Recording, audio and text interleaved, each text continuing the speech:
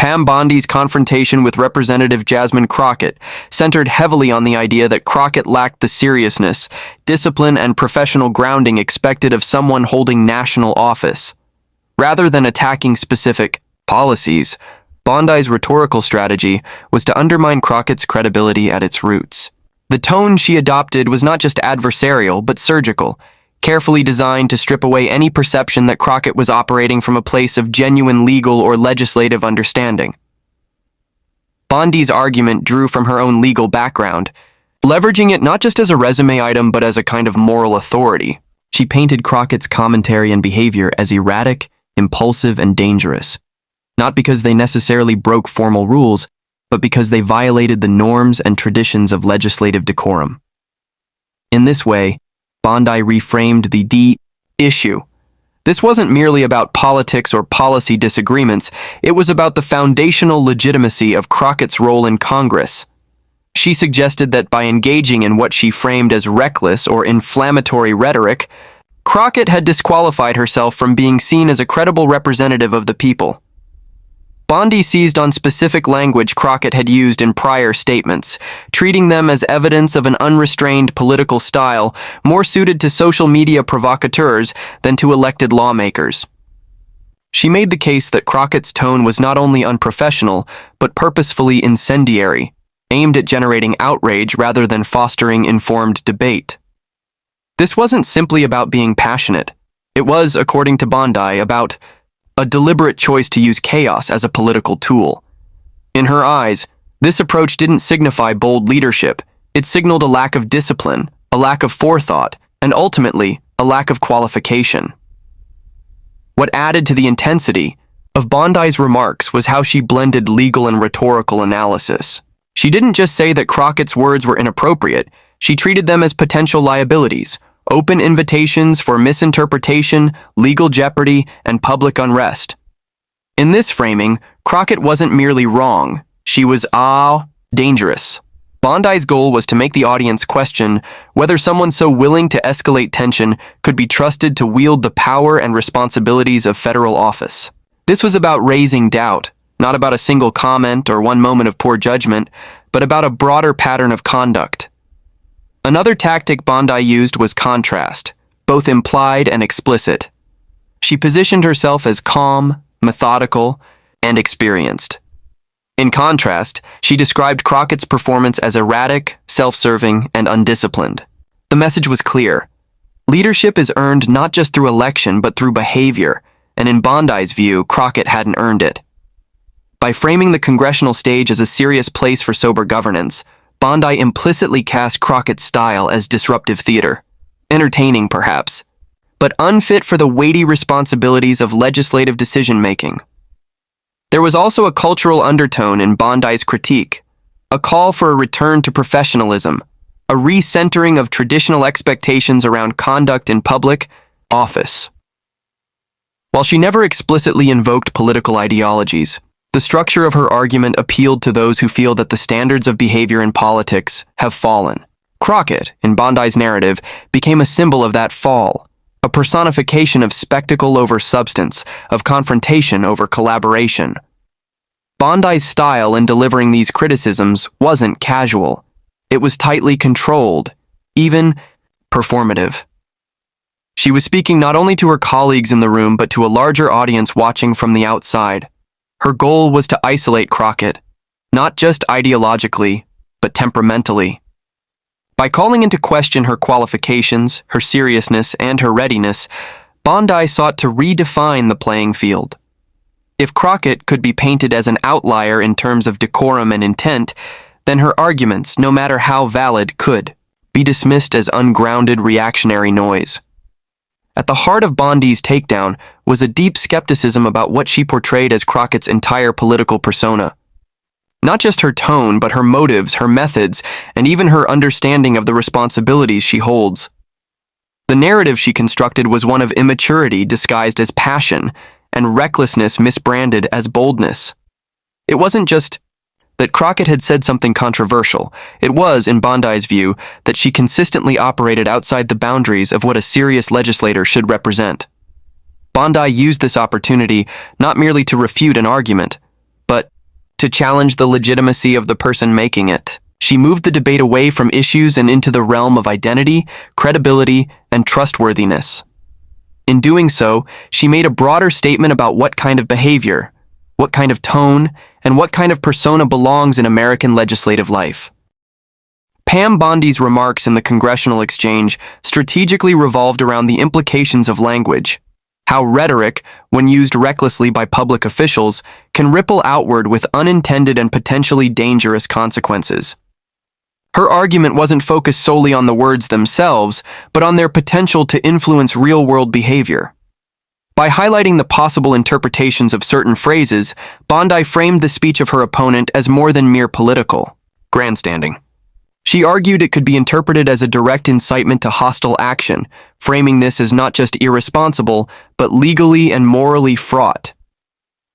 The tone Bondi adopted was measured but pointed. She wasn't simply debating policy, she was issuing a warning. To her, words from someone in elected office carry a special weight, especially when those words involve confrontation, aggression, or directives that could be perceived as rallying cries. In her framing, the danger wasn't in open disagreement or passion, but in the blurring of lines between political expression and verbal agitation that could lead to real-world disruption.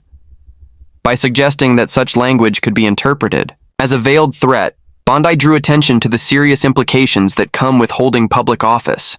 Representatives are not just figureheads or media personalities, they are lawmakers with national influence. Their words have the potential to mobilize groups, shape narratives, and in extreme cases trigger reactionary behaviors. Bondi zeroed in on the responsibility that comes with that visibility, making the case that reckless rhetoric, particularly when delivered in a high-stakes political environment, could become a spark for volatility. She did not have to accuse directly to get her message across. Instead, she carefully laid out how certain phrasing, left unchecked or unchallenged, could become dangerous in the wrong context. Her criticism was less about the specific intent behind the words and more about their possible impact. That distinction was crucial to her argument. Even if no direct call to action was made, the emotional tone and language could still act as an accelerant in an already tense social climate. Bondi also leaned on legal frameworks, alluding to the fine line between free speech and incitement. In her view, public servants must exercise an elevated level of care when choosing their words, particularly in forums where their statements are recorded, amplified, and shared widely. She emphasized that this isn't merely a matter of optics, it's a question of governance, trust, and civic order. When rhetoric escalates too far, it can create a vacuum in which law and reason are drowned out by noise and aggression. Another element Bondi introduced was the idea that repeated use of inflammatory language can desensitize the public to outrage, which in turn can normalize extreme behavior. This wasn't just a critique of one incident, but a broader condemnation of a pattern, a trend she framed as reckless and unsustainable. She argued that when elected officials engage in this behavior, they not only risk their own reputations, but they undermine the seriousness of the institution itself. To Bondi, this degradation of discourse weakens democracy, dilutes accountability, and invites chaos in place of dialogue. Throughout her speech, Bondi carefully maintained that she was not stifling dissent or policing passion. Instead, she portrayed herself as defending the integrity of public office and protecting the public from unintended consequences. Her central thesis was that leadership requires restraint, not just passion. That, in moments of heightened tension, it's the responsibility of public figures to choose language that guides and calms, not inflames and provokes.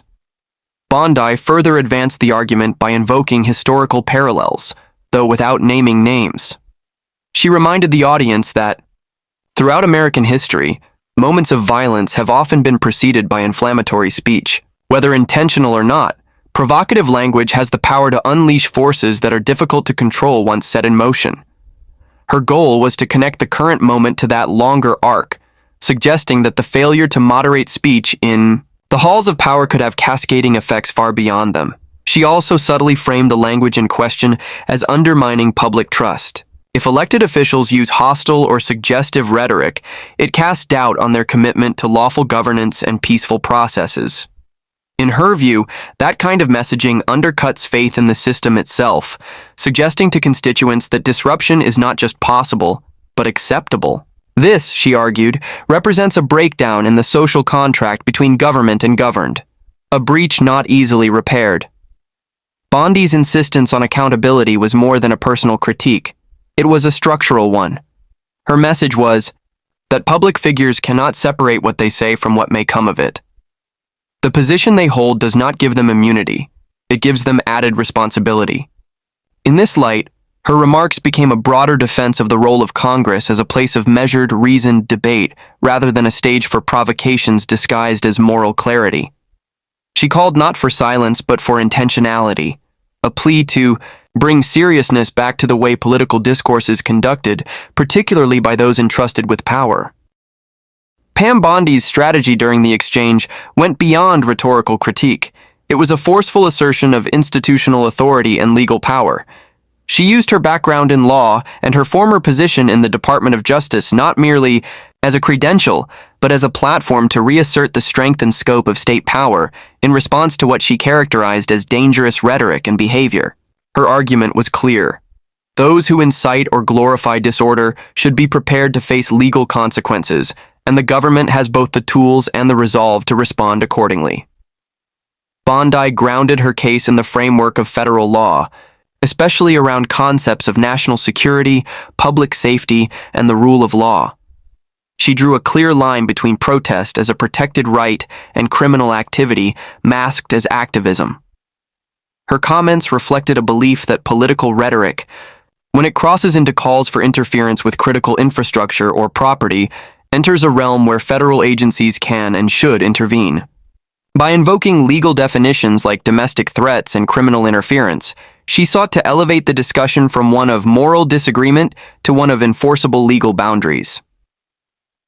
Throughout her remarks, Bondi portrayed state institutions as not only justified but obligated to act in defense of order and stability. She framed this not as an overreach, but as a necessary function of a government under pressure from rising waves of discontent. Her argument wasn't solely focused on hypothetical risks. She linked rhetoric to actionable threats, implying that encouragement of civil disobedience could quickly escalate into real-world destruction. In her framing, the state must act preemptively, not wait for harm to occur. What gave Bondi's statement's weight was her mastery of legal language. She didn't resort to generalized warnings. She used the specific terminology of criminal statutes, reminding listeners that law enforcement agencies are not passive entities. They monitor, investigate, and prosecute. Her tone conveyed a sense of inevitability, that those who attempt to frame political rebellion as harmless expression will soon face a legal system designed to make that distinction clear and consequential. She also emphasized that laws are not suggestions and that enforcement cannot be selective or influenced by political popularity. In her view, failing to hold individuals accountable for inflammatory or disruptive speech that borders on incitement sends the message that chaos is an acceptable political tool. That, she argued, undermines the authority of the state and diminishes the legitimacy of peaceful protest by blurring the lines between lawful dissent and unlawful action. Bondi made clear that the justice system exists to ensure that emotions do not override responsibility. Even if someone believes their cause is just, it does not give them the right to engage in or encourage destruction, sabotage, or obstruction. Her message was firm. The state will not be intimidated by loud voices or sweeping accusations. Instead, it will respond with investigation, with indictment if necessary, and with unwavering adherence to the legal process. In her view, the kind of behavior she criticized required more than rebuttal. It required legal deterrence. If public officials engage in or encourage actions that could be construed as threats to public order, then the justice system must intervene. She suggested that federal agencies should be closely watching those who make such statements, and that there should be no tolerance for hiding behind the privileges of office to escape accountability. Bondi also subtly addressed the importance of public confidence in the government's ability to respond to disruption. If the state appears weak, passive or overly permissive in the face of radical speech, it risks encouraging further instability. She framed enforcement not just as a matter of legal correctness, but as a public reassurance that the system still functions. Law-abiding citizens, in her view, deserve to know that the state will protect institutions, businesses, and public property from those who seek to damage or disrupt them, regardless of their justification. Her message was not just for fellow lawmakers, but for law enforcement professionals, signaling that political theater must not obstruct legal obligation. She positioned herself as a voice for the Pam Bondi's delivery during the congressional exchange was not designed for quiet diplomacy or backroom negotiation. It was constructed for the spotlight. Her remarks were sharpened by an understanding of how political theater works and how media frames confrontation. She didn't simply disagree with her opponent, she staged a public reckoning. Every sentence, every measured pause, was part of a larger performance designed to transform a procedural disagreement into a dramatic clash, one that could define narratives well beyond the walls of the hearing room. Bondi leaned into a confrontational style, aware that moments like these are often replayed and dissected in sound bites. She didn't waste time with euphemisms or vague critiques. Instead, she used direct, declarative language that left little ambiguity about whom she was addressing and what she thought of their conduct. By refusing to dilute her message, she created a moment designed not just for the room, but for the broader public watching from a distance, people whose opinions are often shaped more by tone and clarity than by lengthy legal nuance. In this setting, Bondi elevated a political disagreement to the level of a personal accountability session. She challenged not only the statements that had been made, but the overall fitness of her opponent to hold office. This wasn't a subtle critique of ideas. It was a frontal assault on judgment, maturity, and readiness. By taking such a stance, publicly and unapologetically, she controlled the energy in the room and shifted the power dynamic. She wasn't there to negotiate or persuade. She was there to declare a verdict. What added to the effectiveness of this approach was Bondi's courtroom sensibility. She used the hearing like a trial, presenting arguments, anticipating rebuttals, and delivering them with an air of finality.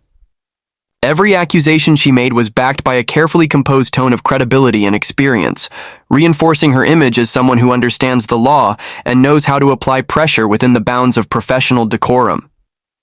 She didn't yell, she didn't interrupt, but her restraint only made the accusations land harder. This tactic also exposed her opponent's vulnerabilities. In a space where emotion often takes over and verbal exchanges can descend into noise, Bondi's discipline worked to her advantage. Her calm intensity served as a contrast to the passionate and often fiery delivery of her adversary, allowing her to appear more composed, more deliberate, and by extension more trustworthy to certain segments of the audience. It wasn't about volume. It was about control. Bondi's performance was also strategic in terms of timing and escalation. She waited for the right moment to press her points, letting the tension build before releasing a concentrated burst of criticism. By doing so, she ensured that her comments wouldn't get lost in the noise, but would instead become the focus of attention. Her takedown had structure, momentum, and a clear narrative arc. It wasn't improvisational. It was engineered for maximum impact. Even more, Bondi's approach sent a message to other lawmakers. She would not allow what she viewed as misconduct or rhetorical extremism to go unchecked. Her remarks served as a warning not just to one individual, but to anyone, watching who might think similar behavior would go without response. In this way, she positioned herself as a defender of institutional seriousness, casting herself as someone willing to confront disorder even at the cost of political civility. That willingness to go on the offensive in public, rather than relying on behind-the-scenes rebuttals, also allowed her to shape how the story would be told. Instead of waiting to be asked questions by the media or crafting a post-hearing statement, Bondi created the moment herself. She didn't just participate in the hearing, she dominated it, turning it into a defining episode with clear roles. The enforcer versus the provocateur. This assertiveness was not without risk. Such tactics can appear overly aggressive or theatrical if not handled well. But Bondi's years of experience in legal and political circles gave her the precision to pull it off without seeming erratic or overzealous. She delivered her lines, with practiced confidence, using the authority of her background to fortify every point. Her goal wasn't merely to defend a position, it was to expose, disarm, and reshape the conversation entirely. By taking the debate into a public, high-intensity arena, Bondi made it clear that she wasn't afraid of confrontation. She understood that in the current political landscape, silence can be read as weakness, and vague language as indecision. She chose clarity over caution, strength over subtlety, and in doing so, ensured that her criticism couldn't be brushed aside as routine disagreement. The impact of that moment wasn't just in the words themselves, it was in the way they redefined the balance of power in that room, if only temporarily, and solidified her presence as a force to be reckoned with. Pam Bondi's congressional performance was not simply a moment of partisan disagreement. It was a calculated, high-stakes maneuver designed to challenge the legitimacy of political conduct she deemed reckless, unprofessional, and dangerous. Her remarks drew upon her legal acumen, her background in enforcement, and her command of rhetorical strategy to deliver a dismantling that went far beyond policy critique. What made her remarks especially resonant was not just what she said, but how and when she said it. She didn't seek a private correction or a quiet conversation. She chose a public stage and a sharp tone to make a public example. In doing so, Bondi tapped into a broader concern many hold about the state of American political discourse. Her insistence on standards, of behavior, of rhetoric, of accountability, resonated with those who worry that the boundaries between protest and provocation, between free speech and incitement, are increasingly blurred. Her argument wasn't about stifling dissent, but about drawing the line where civic duty ends and personal ego or spectacle begins. She made clear that public office demands more than charisma or passion. It demands restraint, responsibility, and respect for the rule of law. Bondi's presentation was as much about narrative control as it was about legal boundaries. She used the moment to redefine the story, away from dramatized outrage and toward institutional expectations. Her presence was calm but assertive, strategic rather than reactive. That contrast between her demeanor and the volatile style of her opponent created a sharp juxtaposition, one that underscored her central argument.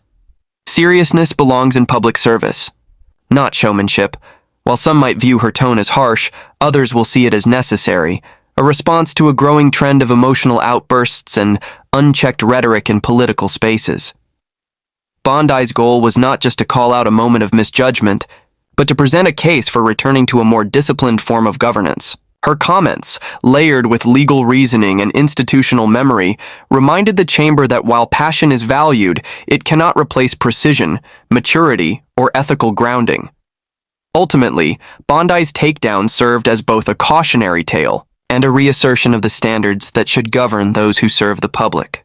It was an assertion that politics is not performance art, that leadership requires more than volume, and that words carry weight, especially when spoken from positions of influence. Whether one agrees with her politics or not, the execution of her message was clear. In an era where chaos often gets the headline, there is still power in discipline, and there is still consequence for crossing the line.